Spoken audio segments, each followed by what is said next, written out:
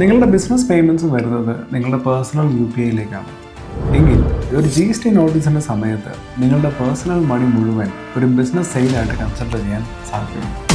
Problem ഇതാണ്, നിങ്ങൾ personal അക്കൗണ്ടിലേക്കാണ് നിങ്ങളുടെ ബിസിനസ് ട്രാൻസാക്ഷൻസ് റിസീവ് ചെയ്യുന്നതെങ്കിൽ ഡിപ്പാർട്ട്മെൻറ്റിന് നിങ്ങളുടെ ഏതാണ് പേഴ്സണൽ എന്നും ഏതാണ് ബിസിനസ് എന്നും തിരിച്ചറിയാൻ സാധിക്കില്ല. അപ്പോൾ അവർ മുഴുവൻ ക്യാഷ് ഇൻഫ്ലോയും ബിസിനസ് ടേൺ ഓവറായിട്ട് കൺസിഡർ ചെയ്യും. നിങ്ങളുടെ ഫ്രണ്ട്സ് കടം തന്നതാണെങ്കിലും നിങ്ങളുടെ ഫാമിലി ട്രാൻസ്ഫർ ആണെങ്കിലും എല്ലാം നിങ്ങളുടെ ടേൺ ഓവറായിട്ട് കൺസിഡർ ചെയ്യപ്പെടും. നിയമപ്രകാരം എല്ലാ റെസീറ്റ്സും സെയിലല്ല. എന്നാൽ നിങ്ങൾ മിക്സ് ചെയ്താണ് നിങ്ങളുടെ അക്കൗണ്ടിലേക്ക് പേയ്മെൻറ്റ് മേടിക്കുന്നതെങ്കിൽ നിങ്ങൾക്ക് ഇത് പേഴ്സണലായിട്ടും ബിസിനസ്സായിട്ടും സെഗ്രിഗേറ്റ് ചെയ്യാൻ വളരെ ബുദ്ധിമുട്ടായിരിക്കും. സൊല്യൂഷൻ സിമ്പിളാണ്. നിങ്ങളുടെ ബിസിനസ്സിന് വേണ്ടിയിട്ട് ഒരു സെപ്പറേറ്റ് അക്കൗണ്ട് മെയിൻറ്റെയിൻ ചെയ്യുക.